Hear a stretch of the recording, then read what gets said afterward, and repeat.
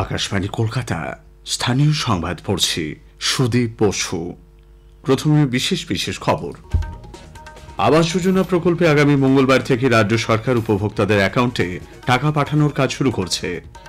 ভারতীয় সংবিধান নির্মাণে নারীদের ভূমিকা অনস্বীকার্য বলেছেন প্রধানমন্ত্রী নরেন্দ্র মোদী।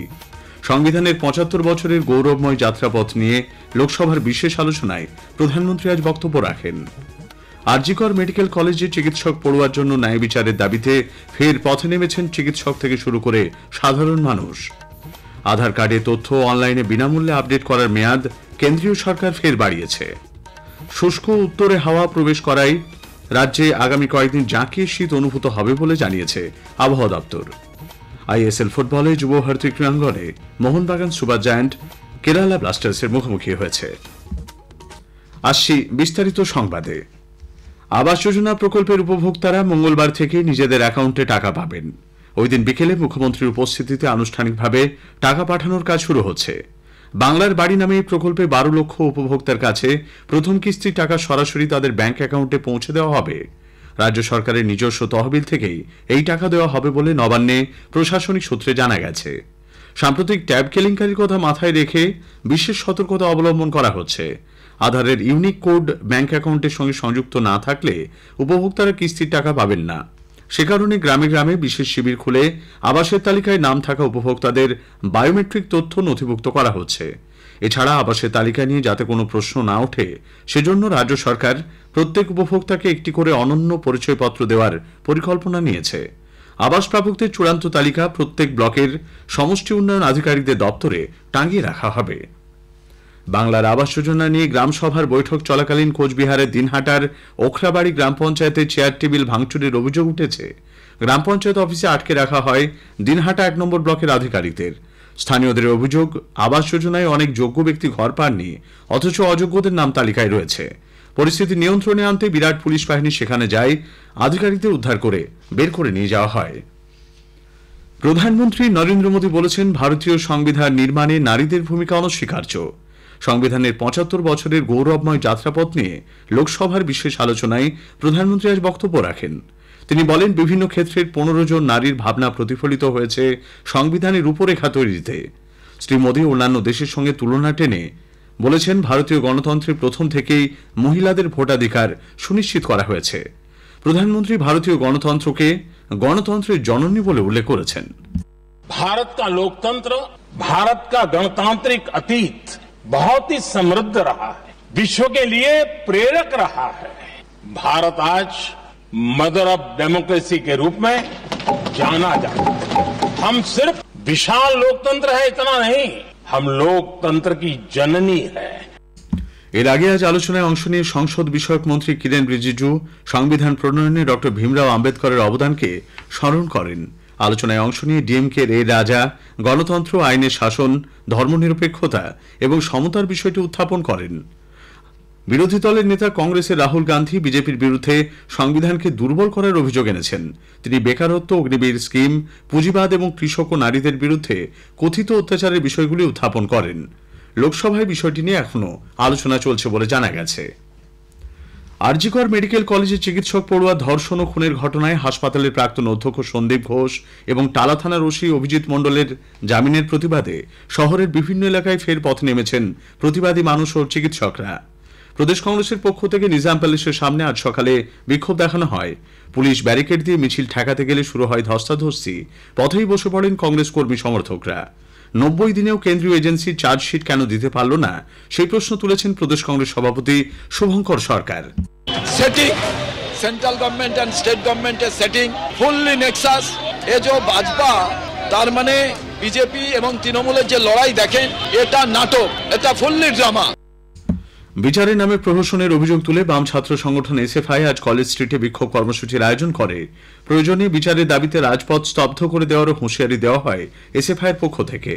সল্টলেকের করুণাময়ী থেকে সিডিও কমপ্লেক্স পর্যন্ত মিছিল করেছে এসইউসিআই। এই ঘটনায় শাসক ও বিজেপির আঁতাত রয়েছে বলে তাদের অভিযোগ। ন্যায় বিচারের দাবিতে আজ ফের পথে নেমেছেন West Bengal junior doctors front এবং অভয়া মঞ্চের প্রতিবাদীরাও। সামিল হয়েছেন অভয়ার বাবা মা। অভয়ার বাবা বলেন, যেখানে যেখানে আন্দোলন হবে এখন অ্যাটেন্ড করবো। রাস্তাই একমাত্র আমাদের রাস্তা। সিবিআই দেওয়া উচিত ছিল, দেয়নি, তার জন্য আজকে প্লাকার্ড বেরিয়েছে, সেটিংস এর প্লাকার্ড বেরিয়ে গেছে অটোমেটিক। কারণই এটা, আমরা চেষ্টা করছি আন্দোলন জোরদার করে বিচার ছিনিয়ে আনা। সল্টলেকের করুণাময়ী থেকে সিজিও কমপ্লেক্স পর্যন্ত মিছিল চলছে। এদিকে রানী রাসমণিতে আজ চিকিৎসকদের জমায়েতকে কেন্দ্র করে ব্যাপক উত্তেজনা ছড়ায়। ডাক্তারদের কর্মসূচিতে বাধা দেওয়ার অভিযোগ উঠেছে পুলিশের বিরুদ্ধে। দুপক্ষের মধ্যে বেশ কিছুক্ষণ বচসা ও ধস্তাধস্তি চলে। আরজিকরের ঘটনার তদন্তভার রাজ্য সরকারের সিটের হাতেই ফিরিয়ে দেওয়ার পক্ষে সওয়াল করেছেন রাজ্যের পুর নগর উন্নয়ন মন্ত্রী ফিরহাদ হাকিম।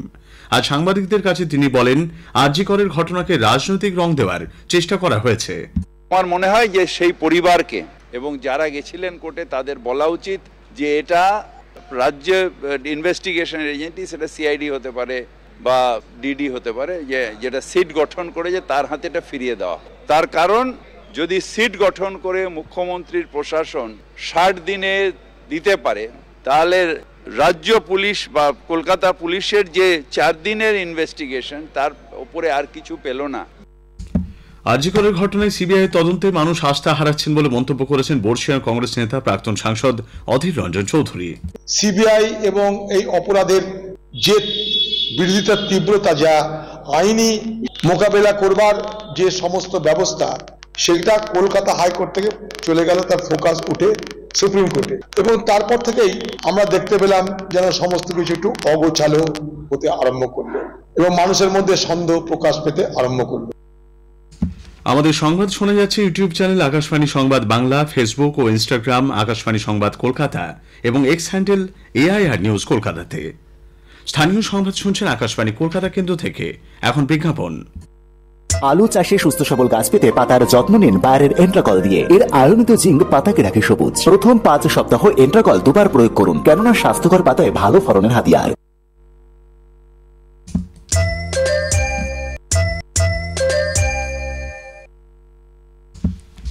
ফিরে আসছি স্থানীয় সংবাদে। আধার কার্ডের তথ্য অনলাইনে বিনামূল্যে আপডেট করার মেয়াদ ফের বাড়িয়েছে কেন্দ্রীয় সরকার। আজ সামাজিক মাধ্যমে এই সংক্রান্ত বিজ্ঞপ্তি জারি করেছে আধার নিয়ন্ত্রক সংস্থা UIDAI। নির্দেশিকা অনুযায়ী 2025-এর 14 জুন পর্যন্ত এই সুবিধা মিলবে। টালিগঞ্জের গ্রাহামস রোডে ভ্যাট থেকে মহিলার কাটা মাথা উদ্ধারের ঘটনায় পুলিশ আতিকুর রহমান নামে এক ব্যক্তিকে গ্রেপ্তার করেছে। সম্পর্কে সে নিহত খাতিজা বিবির জামাইবাবু। তাদের মধ্যে প্রেমের সম্পর্ক ছিল বলে অভিযোগ। আতিকুরকে জিজ্ঞাসাবাদ করে বাকি দেহাংশ রিজেন্ট পার্কের একটি বাড়ি থেকে উদ্ধার হয়েছে। পুলিশ ঘটনা তদন্ত করছে। উত্তর 24 পরগনার কেষ্টপুর রবীন্দ্রপল্লীতে বিউটি পার্লার কর্মী খুনের ঘটনায় পুলিশ তার ফেসবুকের বন্ধু কৌশিক সাহাকে গ্রেপ্তার করেছে। তাকে বারাসাত আদালতে তোলা হলে 12 দিনের পুলিশ হেফাজত হয়। গতকাল অভিষিক্তা দে সাহা নামে ওই মহিলার স্বামী বাড়ি থেকে বেরিয়ে যাওয়ার পর কৌশিক সেখানে যায়।